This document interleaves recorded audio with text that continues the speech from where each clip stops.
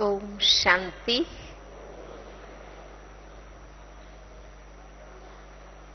बाबा के सीजन के अंतिम ज्ञान स्नान पर आप सभी पहुंचे हैं। बाबा के लास्ट टर्न में सदा भीड़ हो जाती है। इसी का यादगार भक्ति मार्ग में कुंभ मेले में भी अंतिम स्नान में बहुत भीड़ होती है, क्योंकि संगम युग में हम सभी ने ऐसा किया है, तो उसका यादगार भी ऐसा ही बना है। बाबा के बेहद घर में आप सबका स्वागत है। हमें खुशी है कि अंतिम स्नान पर भी आप पहुंच गए हैं। पूरी सीजन बाबा की मुरलियों से इशारे मिलते रहे हैं और उन इशारों के साथ कदम मिलाते हुए अक्टूबर मास से लेकर मार्च एंड तक काफी कुछ पुरुषार्थ करने का मौका आप सबको मिला है और अब मैं समझती हूं अच्छी तरह पुरुषार्थ करके और अपनी अच्छी अवस्था बनाकर बाबा के सामने आए हैं। बाबा भी रिजल्ट देखेगा। जिस अवस्था में हम बाबा के सामने बैठते हैं, माना वही रिजल्ट हम अपना बाबा को दिखा रहे हैं। हम जो भी ज्ञान पढ़ाई का पुरुषार्थ करते हैं, योग तपस्या का पुरुषार्थ करते हैं, या जिन धारणा नियमों में हम चलते हैं और जो भी सेवा सहयोग करते हैं बाबा के कार्य में, ये चारों ही सब्जेक्ट का पुरुषार्थ जो भी हम करते हैं, उनके द्वारा हम वो रूहानी आत्म स्थिति प्राप्त करना चाहते हैं जो बाबा ने प्राप्त की। हम सबका लक्ष्य तो यही है ना। ये तो हमारे साधन है, ज्ञान, योग, धारणा और सेवा। ये चारों ही साधन है, विधियां हैं। ये चार प्रकार के पुरुषार्थ हैं जिनके द्वारा अल्टीमेट हम बाप समान, जिसको बाबा कहते हैं कर्मातीत, माया जीत, प्रकृति जीत, एक संपूर्ण स्थिति हम प्राप्त करना चाहते हैं। जरूर उस लक्ष्य के हिसाब से हम अपने आप को चेक भी करते रहते हैं कि जो भी हमारा पुरुषार्थ चल रहा है, उसके द्वारा कहां तक हम पहुंचे हैं,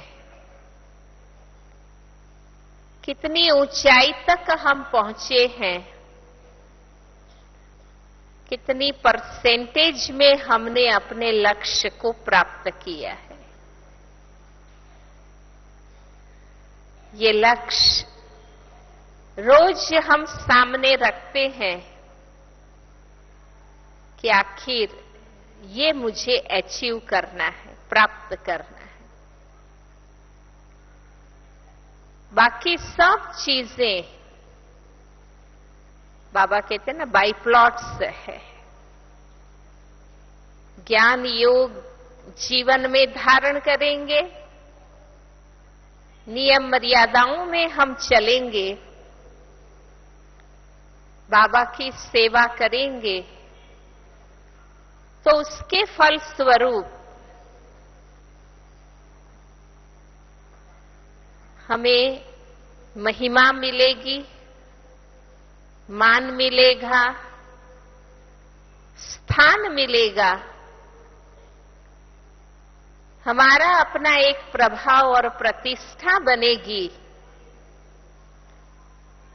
वो तो बाई प्रोडक्ट्स है, साइड बाय साइड प्राप्ति है। लेकिन सच्ची प्राप्ति, संपूर्ण प्राप्ति, तो उसे कहेंगे कि हम एक ऐसी शक्तिशाली आध्यात्मिक स्टेज बना लें, जितनी हो सके बाबा जैसी ऊंचाई प्राप्त कर लें। वास्तव में तो हम वही प्राप्त करने यहां आए हैं। और ये भी हम जानते हैं कि संगम युग की हमारी अंतिम स्थिति वो ही सतयुग की पहली स्थिति बनेगी। जिस अवस्था से संगम का अंत हम करेंगे, उसी अवस्था से सतयुगी पार्ट मेरा शुरू होगा। और हम जानते हैं कि सतयुगी रोल, हमारा सतयुगी पार्ट वो पार्ट है जहां संसार की सर्व प्राप्तियां हैं, और फिर भी आत्मा वहां नेचुरल आत्माभिमानी है, संपूर्ण निर्विकारी है, सर्व गुणों से संपन्न है और 16 कलाओं से पूर्ण है।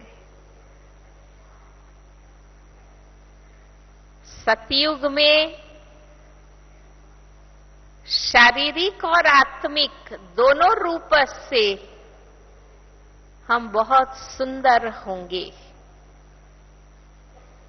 बाबा कहते हैं ना, नेचुरल ब्यूटी होती है शारीरिक रूप से भी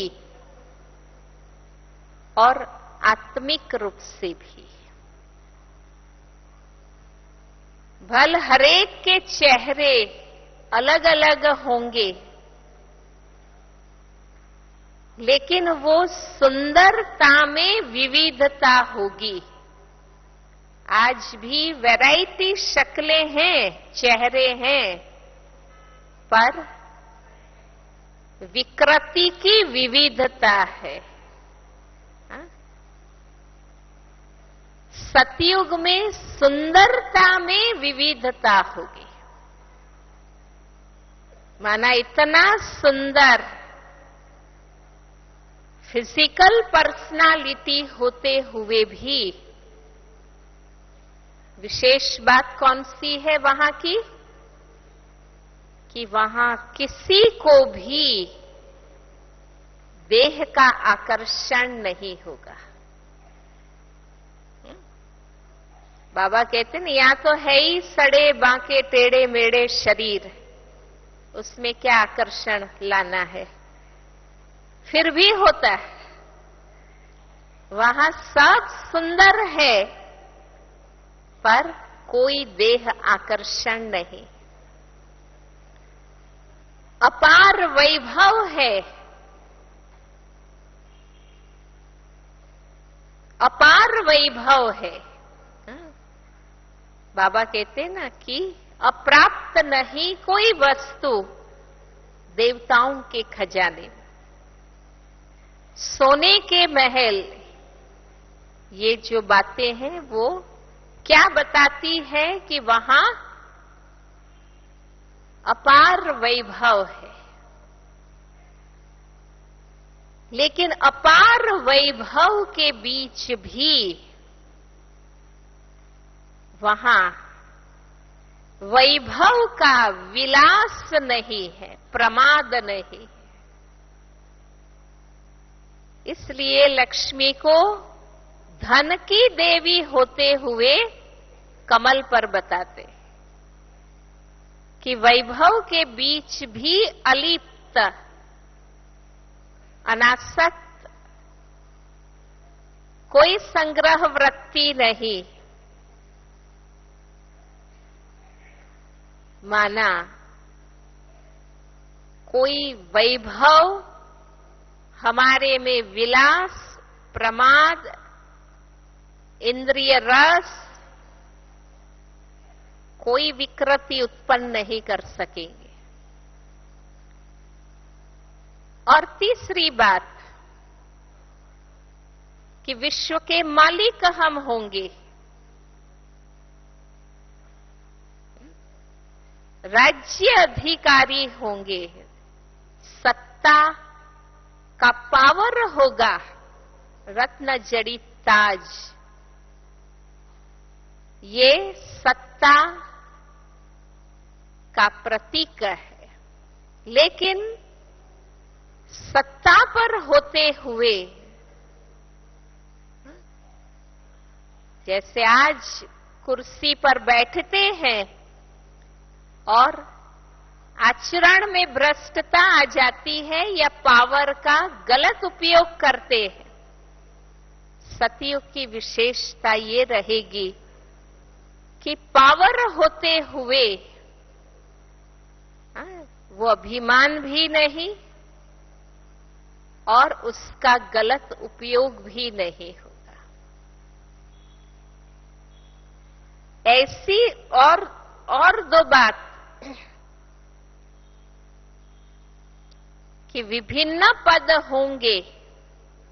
कल परसों की मुरली में ही बाबा ने कहा ना कि इस दुख की दुनिया में कोई शाहूकार है, कोई नौकर है, कोई गरीब है। जिन भाई बहनों ने सौगात नहीं ली है, कृपया वे कॉन्फ्रेंस हॉल में जाएंगे।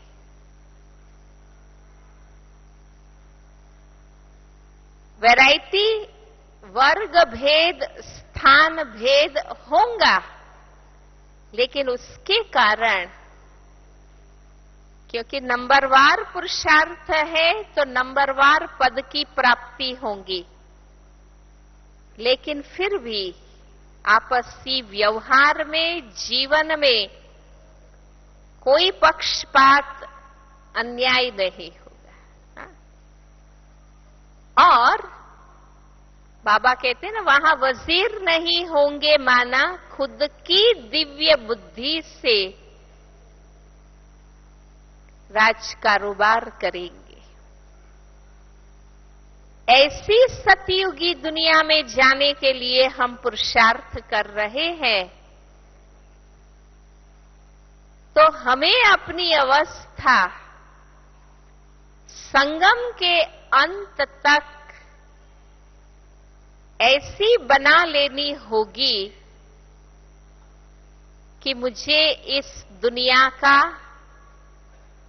कोई भी वैभव, प्राप्ति, कोई भी पदार्थ, व्यक्ति, कोई भी पद, प्रतिष्ठा और कोई भी संसार की हलचल, विघ्न, परिस्थिति मेरी आत्मा स्थिति को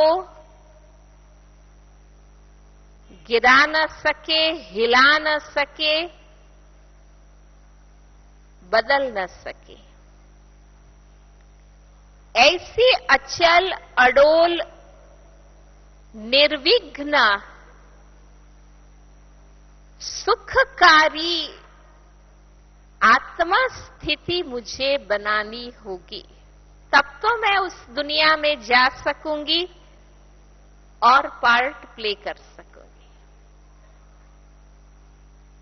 संगम के अंत पर हम पहुंच गए हैं। अब संगम के इन अंतिम दिनों में हमारी स्थिति ये होनी चाहिए, इतनी शक्तिशाली, ताकि कोई भी हलचल व्यक्ति द्वारा आए या प्रकृति द्वारा आवे, लेकिन वो मुझे जीवन के लक्ष्य, धारणाएं, जीवन के सिद्धांतों से मुझे हिला न सके। हिल जाना, अवस्था बिगड़ जाना, माना सिर्फ मन तक बात नहीं है कि मूड खराब हो गया, योग नहीं लगा, सिर्फ इतनी बात नहीं,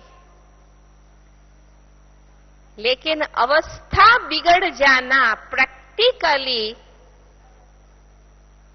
हमारे जीवन की कोई भी नियम, मर्यादा, धारणा, सिद्धांत, श्रीमत जीवन के लिए जो बाबा ने दी है वो बदले नहीं।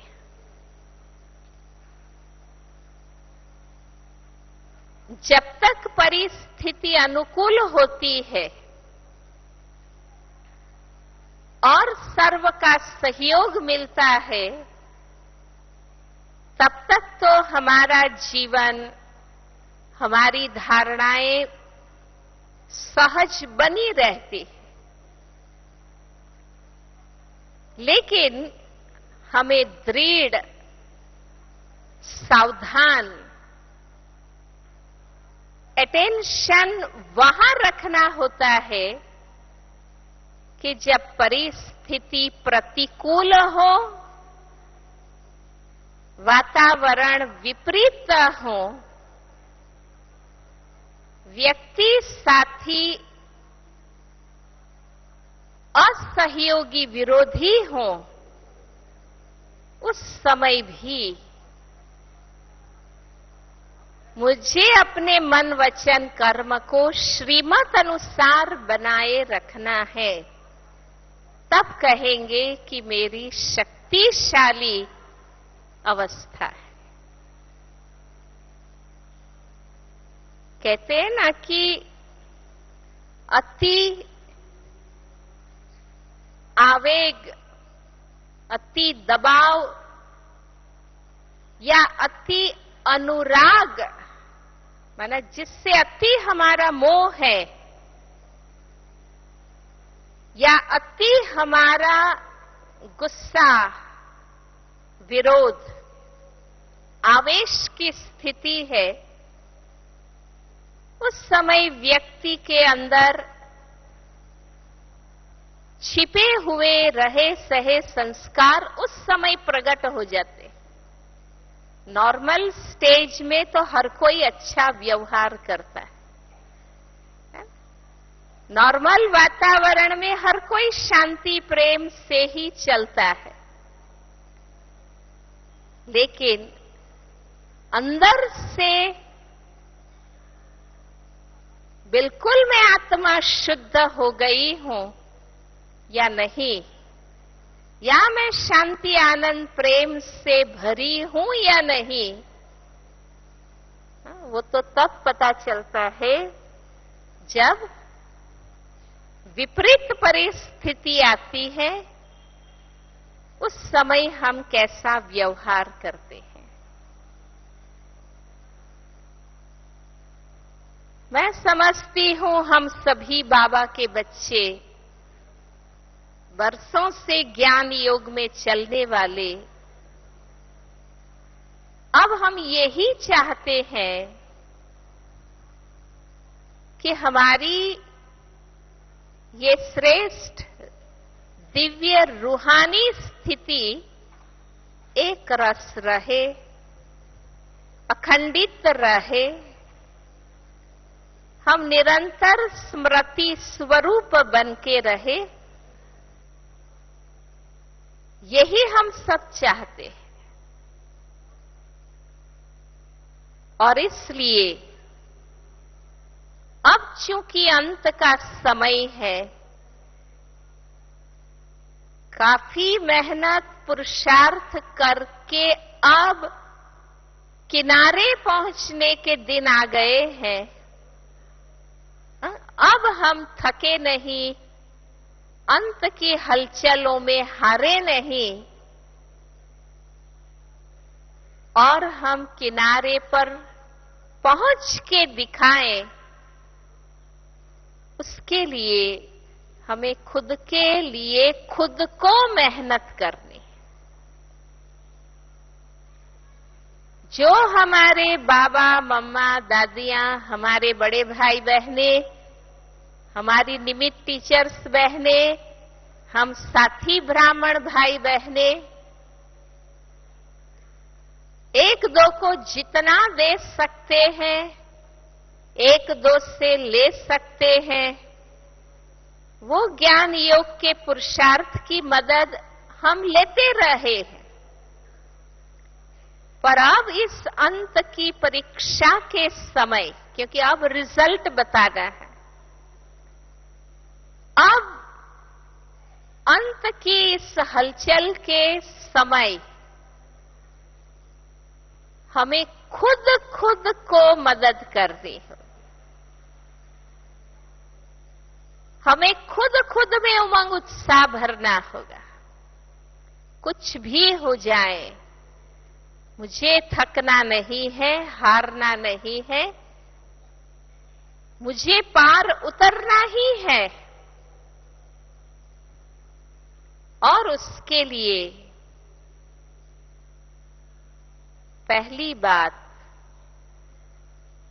कि जो बातें अचल है, अविनाशी है, अपरिवर्तनशील है, उनको हम जीवन का आधार बना ले। वो अचल, अविनाशी, अपरिवर्तनशील सनातन सत्य बातें कौन सी हैं? एक तो मैं स्वयं आत्मा, मैं आत्मा अविनाशी सनातन पुरातन हूं। शरीर परिवर्तनशील है, मैं आत्मा अविनाशी अजर अमर हूं। तो मैं अपनी असली अनादि स्थिति को पकड़ के रखूं, बार बार उसमें टिकने का अभ्यास कर।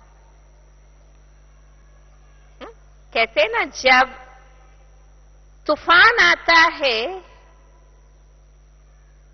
तो क्या करना चाहिए? तूफान के मध्य में जो पॉइंट है वहां जाके खड़ा हो जाना चाहिए। तूफान चारों ओर होता है, बीच में साइलेंस होता है। समुद्र में जब तूफान उठते हैं तो स्टीमर का होशियार कैप्टन जो होगा वो हिम्मत से तूफान के बीच, जिसको आई ऑफ स्टॉर्म कहते हैं, तूफान की आंख उससे कहते हैं, उस पॉइंट पर वो अपने स्टीमर को खड़ा कर देता है।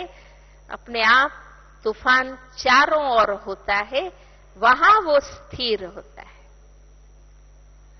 तो देखो, संसार हलचल परिवर्तन का है, शरीर हलचल परिवर्तन का है, इसमें अचल मैं स्वयं बिंदु ज्योति शुद्ध सत्य आत्मा हूं।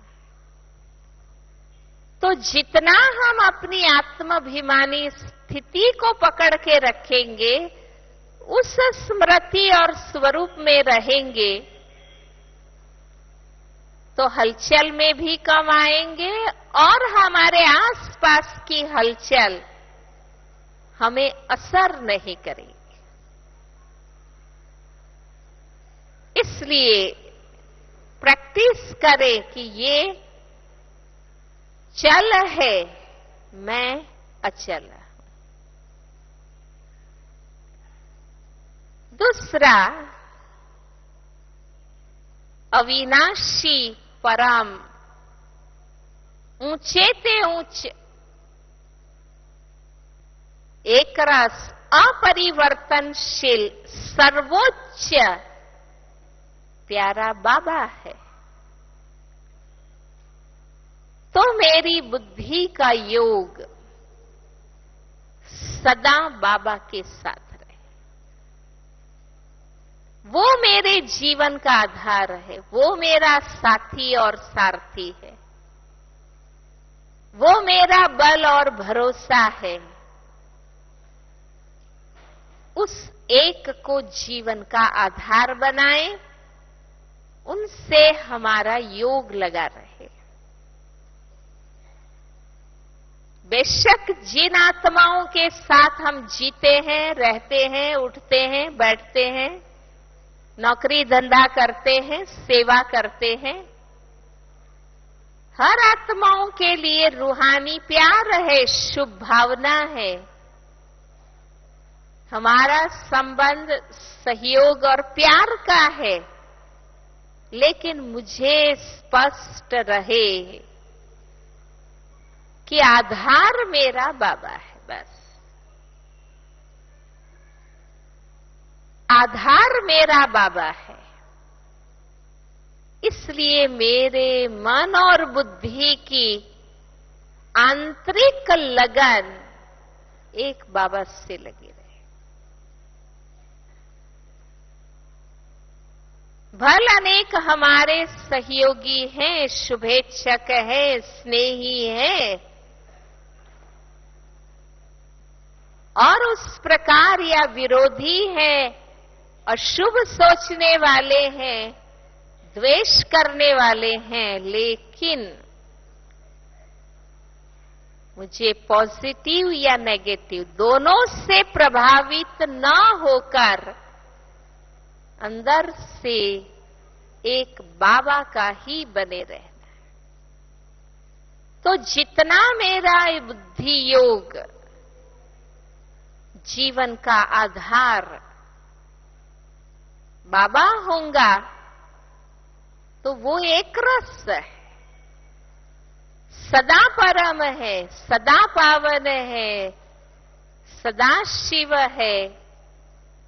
तो उनकी याद, उनका साथ सहारा मेरी अवस्था को भी एक रस बनाएगा, तो हम अचल रह सकेंगे।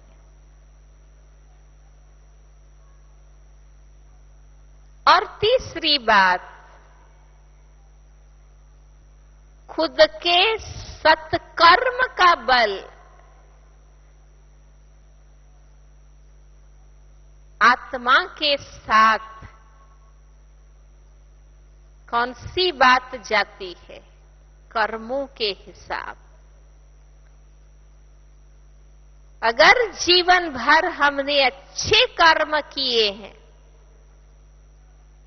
हम सच्चाई सफाई से श्रीमत पर चले हैं और हमने निस्वार्थ भाव से सेवाएं की है, हमने धोखाधड़ी, बनावट, दिखावट, हेरा फेरी नहीं की है, मैं समझती हूं सत्कर्मों का बल हमें अचल बना के रखता है। और आत्मा को ये विश्वास होगा कि मेरा अच्छा किया हुआ कहीं जाएगा नहीं, मेरे साथ ही रहेगा। वो कर्म का जमा खाता हो सकता है हलचल से सब कुछ खत्म हो जाए, लेकिन वो फिर से मुझे प्राप्त कराएंगे। तो आप डिस्टर्ब नहीं होंगे, चिंतित नहीं होंगे, भय में नहीं आएंगे, मुंझेंगे नहीं। कहते ना, सब कुछ गंवाने के बाद भी इंसान का भाग्य तो रहता ही है। अपने भाग्य में विश्वास, हम शिव बाबा की श्रीमत पर चले हैं। मेरा वर्तमान श्रेष्ठ है, उसका रिजल्ट श्रेष्ठ ही आना है।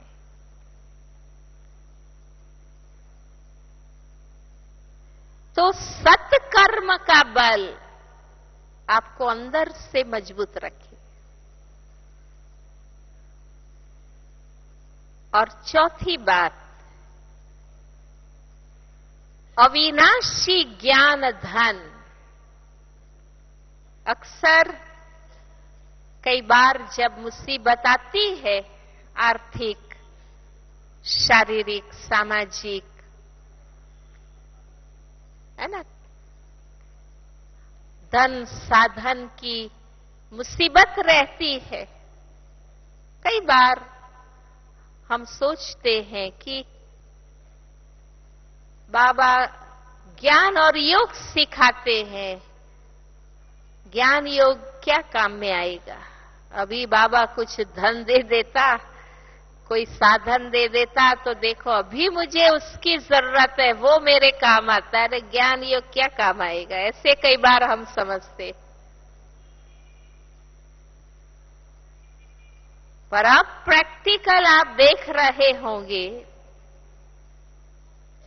चाहे जापान का किस्सा हुआ, चाहे और सुनामी के, अर्थक्वेक के, जहां भी हलचल के, प्रकृति की परिस्थितियों के पेपर आए,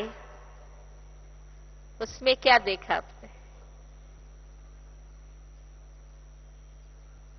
कि जीवन भर मेहनत करके जो धन साधन स्थान मकान बनाए थे, वो तो मिनटों में खत्म हो गए।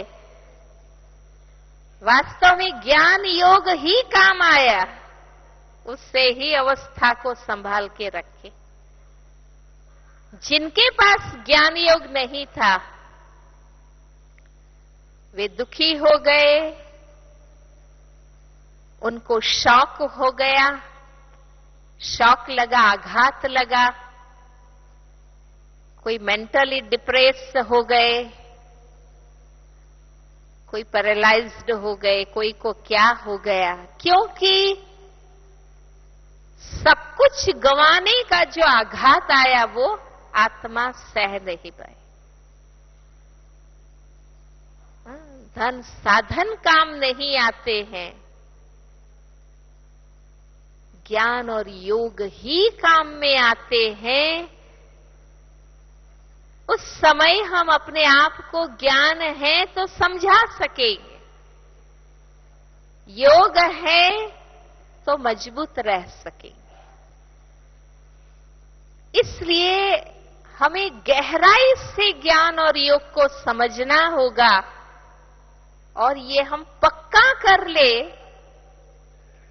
कि ज्ञान और योग जो हम कर रहे हैं वो कोई फालतू चीज नहीं है। टाइम मिले तो करने की बात नहीं है, ये मस्ट है, अति जरूरी है। इससे ही मुझ आत्मा में समझ और शक्ति आई, जिससे मैं अपने आप को समझा सकूंगी, मन ठीक रख सकूंगी, और मेरी आत्मा स्थिति ठीक रहेगी तो शरीर भी ठीक रहेगा और सब कुछ वापस हम प्राप्त कर सकेंगे। आपने देखा होगा कि धन साधन दवाइयां चीजें हाँ, दुनिया भर की मदद वहां पहुंच जाती है हलचल के समय,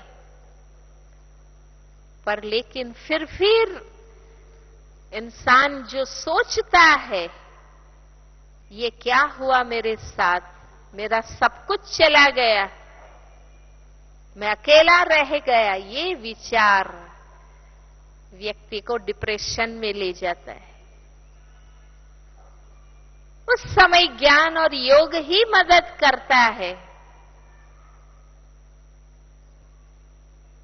हम अपने आप को समझा सकते हैं कि बाबा ने पहले से कहा था, ये पेपर आने हैं, ये परिस्थितियां आनी है,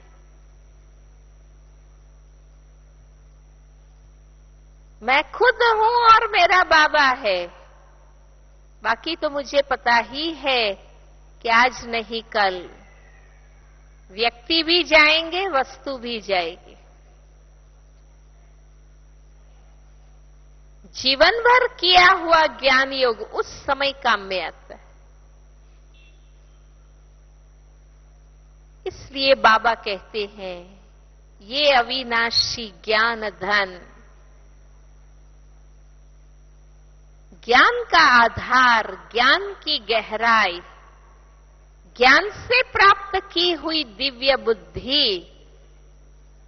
हमें परिस्थितियों के बीच स्वस्थिति में टिकने के लिए, खुद को समझाने के लिए, खुद को बनाए रखने के लिए मदद करते। अभी तो हम आपस में मिलते हैं, विचारों की लेन देन करते हैं, अपने प्रॉब्लम, प्रश्न हम बड़ों के आगे रखते हैं, सॉल्यूशन, समाधान पूछते हैं, मार्गदर्शन लेते हैं। परिस्थितियों की हलचल में कौन किसको समझाएगा, कौन किसको समझाने आएगा? हर कोई परिस्थिति में होगा। उस समय मेरा ज्ञान योग मुझे समझा सकेगा, है ना, वो मदद मुझे मिलेगी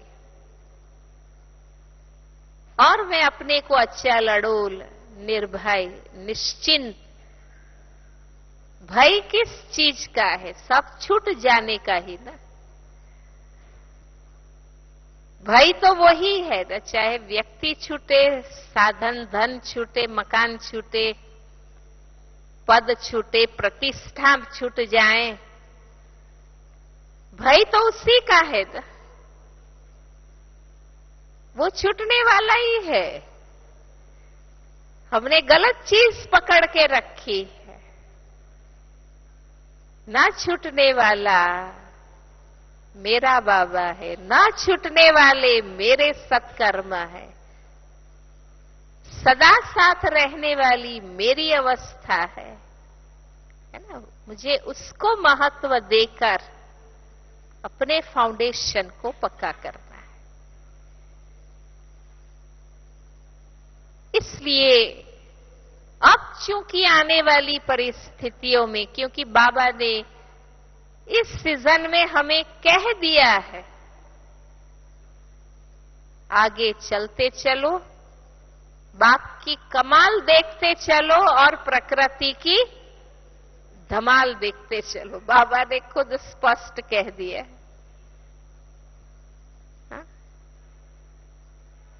इसलिए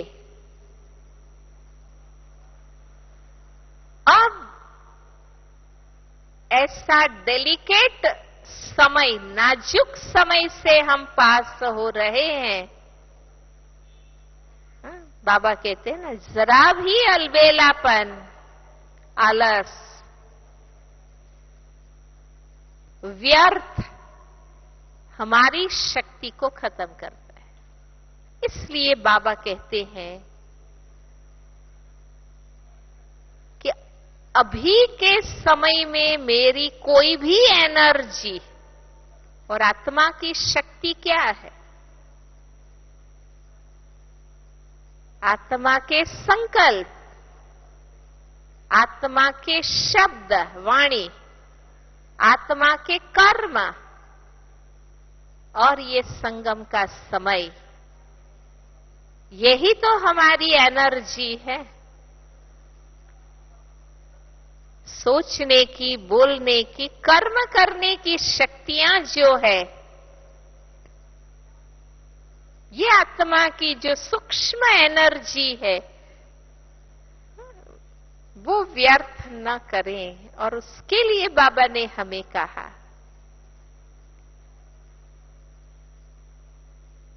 मैं बिंदु, मैं आत्मा, मेरा बाबा। अब इसकी उसकी इधर उधर देखने की, सोचने की, जानने की कोई आवश्यकता नहीं। अब समय खुद में मगन, बाबा में मगन। इसलिए बाबा ने कहा, आप बिंदु, सब बिंदु उस रूहानी दृष्टि और स्मृति में रहे। कुछ भी है व्यर्थ के विस्तार में न जाए। मेरा प्रॉब्लम है या मेरे आसपास जो भी है, मेरे साथ रहने वाले, पढ़ने वाले, सेवा करने वाले, वो कोई प्रॉब्लम में है, बाबा कहते ना, क्यों, क्या, कैसे विस्तार में न जाओ। अब तो मदद करो, शुभ भावना से, योग की शक्ति से, जो मदद कर सकते हैं वो हम करें, धन साधन से, चीजों से। पर अक्सर हम क्या करते, पूरा लाइफ आप देखो, दुनिया की लाइफस्टाइल क्या है, ज्ञानी बनने के बाद हमने कितना परिवर्तन किया है, नहीं किया है, हर एक अपना जानते हैं। पर हमारे जीवन की स्टाइल व्यर्थ में जाने की ही ज्यादा रही है, मदद रूप बनने की कम रही। अब मान लो किसी ने शरीर छोड़ा, हम उनके घर जाएंगे, फिर पूछेंगे क्या हुआ, कैसे मर गए, अच्छा ऐसा हुआ था, वो हुआ था। बस वो बेचारे 100 आते हैं, 100 के आगे वही गीत गाते हैं, वर्णन करते हैं कि ये हुआ, वो हुआ, फलाना हुआ। कोई बीमार पड़ा, जाएंगे, अच्छा क्या हुआ, कैसे बीमारी लग गई, बस। माना हम क्या, क्यों, कैसे, वही बातों में जाने के अभ्यासी जीवन में रहे। कई बार हमें पता भी होता है कि क्या हुआ है, मालूम भी होता है, फिर भी जाएंगे तो पूछेंगे अच्छा ऐसा हुआ। हा? पता भी होता है, फिर भी पूछेंगे। माना जीवन जीने की पद्धति ही ऐसी रही है। ज्ञान काल में और ज्ञान में आने के बाद भी कहां तक हमने सुधार किया, हा? स्वदर्शन की बात है। लेकिन अब हम परिवर्तन करें। कई बार तो ऐसा भी होता है कि उसको पेपर आया है, माया आई है, विघ्न आया है, हम देखते रहते हैं, अच्छा पेपर इसको आया है, बड़ा विघ्न, आजकल फलाना को बहुत माया आई है। अरे देखते थोड़ी रहना है, खुश थोड़ी होना है। बाबा कहते हैं ना, हरेक को विघ्न आएंगे, किसी को आज, किसी को कल, किसी को अभी, किसी को अंत में, किसी को किससे, किसी को किससे। क्योंकि पेपर दिए बिगर तो पास अनाउंस होंगे ही नहीं, इसलिए पेपर तो हर एक को देने ही है। तो अब हमें अपना सोचने का जो हमारा रवैया है वो चेंज करना होगा। बाबा कहते हैं क्यों, क्या, कैसे में मत जाइए, मदद क्या कर सकते हैं। उस विघ्न परिस्थिति मुसीबत में आत्मा को हम मदद क्या कर सकते हैं? स्थूल सूक्ष्म हर प्रकार से देखो और निस्वार्थ भाव से वो मदद करो। धन से, साधन से, अन्न से, ये स्थूल चीजें शारीरिक रूप से कोई मदद कर सकते हैं, करें।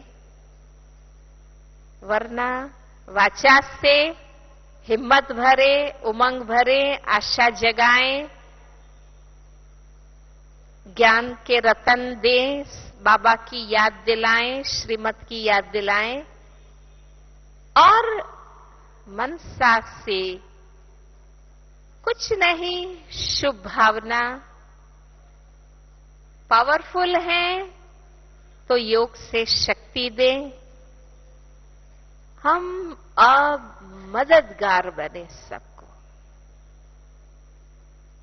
जैसे भगवान हर प्रकार से हमारा मददगार है,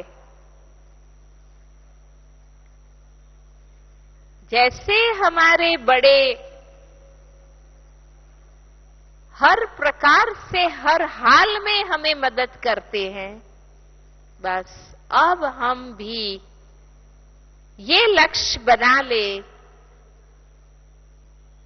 खुद को खुद की परिस्थिति में मदद करें और जिस किसी के भी सामने बातें आती है हम मदद करें कि ये आत्मा हिम्मत न हारे, डूबे नहीं, पहुंच जाए किनारे।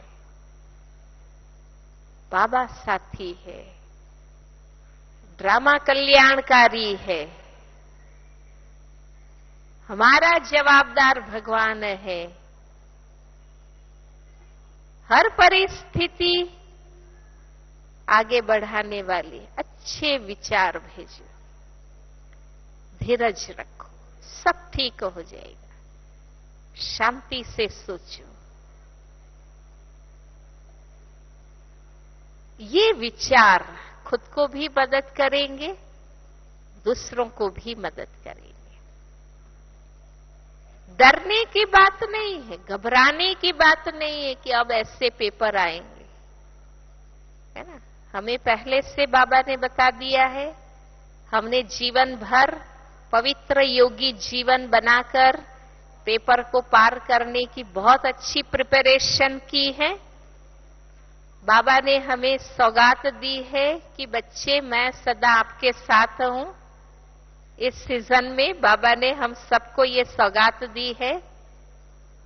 एक्स्ट्रा मदद के लिए भी बाबा ने कहा है। रोज अमृत वेले बाबा वरदान देता है। कितना कुछ हमारे साथ है। विजय निश्चित है, ये भी बाबा ने कहा है।